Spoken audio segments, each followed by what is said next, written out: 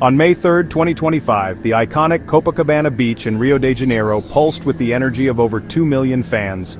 They had gathered for a night of music and spectacle, headlined by the one and only Lady Gaga. The concert was a landmark event, marking Gaga's triumphant return to Brazil after a 13-year hiatus.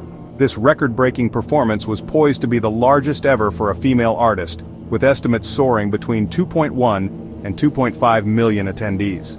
Little did anyone know, a sinister plot lurked beneath the surface of this joyous occasion. The city of Rio de Janeiro had poured resources into the concert, aiming to revitalize tourism and boost the local economy. Gaga, renowned for her electrifying performances and her unwavering support for the LGBTQ+ community, was the perfect choice to draw in crowds from across the globe. Fans had eagerly awaited her return, and the atmosphere crackled with anticipation. However, this celebration of music and unity was targeted by a shadowy group with a chilling agenda. Brazilian authorities successfully thwarted a terrifying plot codenamed Operation Fake Monster, which aimed to unleash chaos and violence upon the unsuspecting concertgoers. This operation, as the investigation later revealed, was not merely aimed at disrupting the concert, it was a direct attack on the LGBTQ+ community, a demographic that Lady Gaga has passionately championed throughout her career. The masterminds behind this heinous plan sought to sow fear and discord, aiming to transform a night of celebration into a scene of unspeakable tragedy. The concert itself went off without a hitch, much to the relief of both law enforcement and the millions in attendance.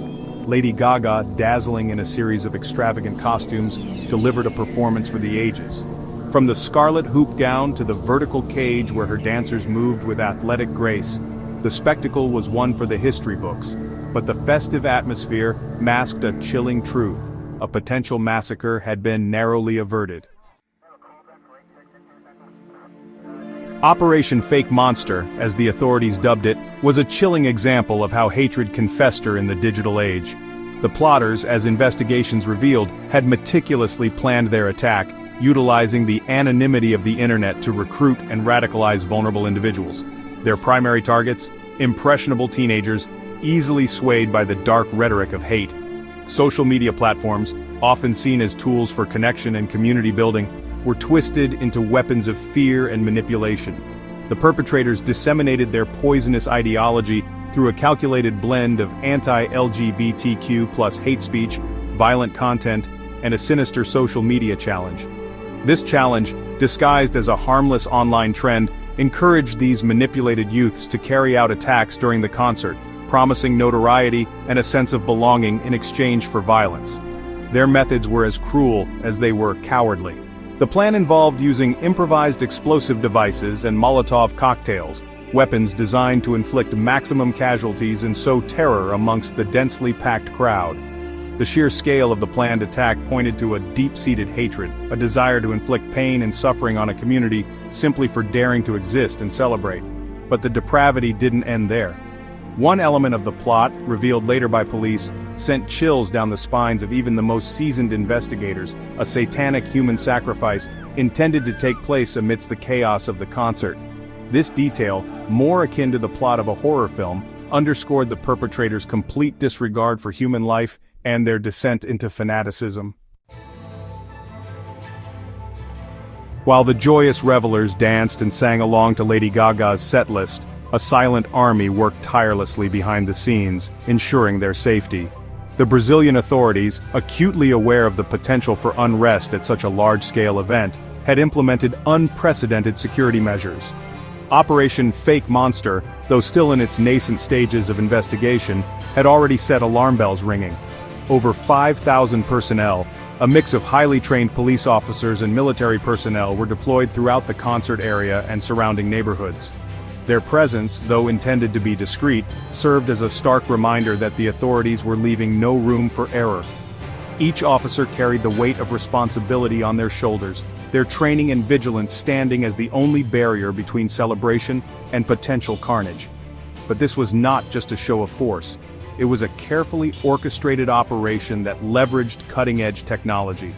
Drones equipped with high-resolution cameras provided a bird's-eye view of the massive crowd, allowing the security team to identify potential threats and direct ground units with precision. Facial recognition software, a controversial yet effective tool, scanned the faces in the crowd, comparing them against a database of known criminals and persons of interest.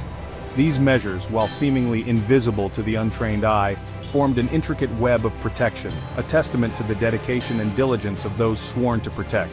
It was through their unwavering commitment, their willingness to put themselves in harm's way, that a potential tragedy was averted, allowing the music and the message of love and acceptance to prevail. The success of the concert, though a cause for celebration, did not deter the authorities from their pursuit of justice. In the days leading up to the event, 2 individuals were apprehended in connection with Operation Fake Monster. One, an adult male, was found to be in possession of illegal firearms, while the other, a teenager, faced charges related to child pornography, highlighting the dark underbelly of the online world and the ease with which extremism can spread. Following the concert, the investigation intensified, culminating in a series of raids across 4 Brazilian states: Rio de Janeiro, Mato Grosso, Rio Grande do Sul, and São Paulo. 15 homes were searched, leading to the seizure of numerous electronic devices, including computers, mobile phones, and hard drives. These devices, investigators hoped, held the key to uncovering the full extent of the plot and bringing all those involved to justice. One arrest in particular sent shockwaves through the nation. A lone individual was taken into custody and charged with terrorism for his alleged role in planning the satanic human sacrifice. The details of his arrest, though shrouded in secrecy, served as a chilling reminder of the very real danger that had been neutralized. Lady Gaga, initially unaware of the gravity of the situation, took to Instagram 2 days after the concert to express her gratitude to her Brazilian fans, proclaiming her love for the country and its people. Her team, while working closely with law enforcement in the days leading up to the event, had chosen not to inform the singer of the threats, shielding her from the darkness that loomed over her historic performance.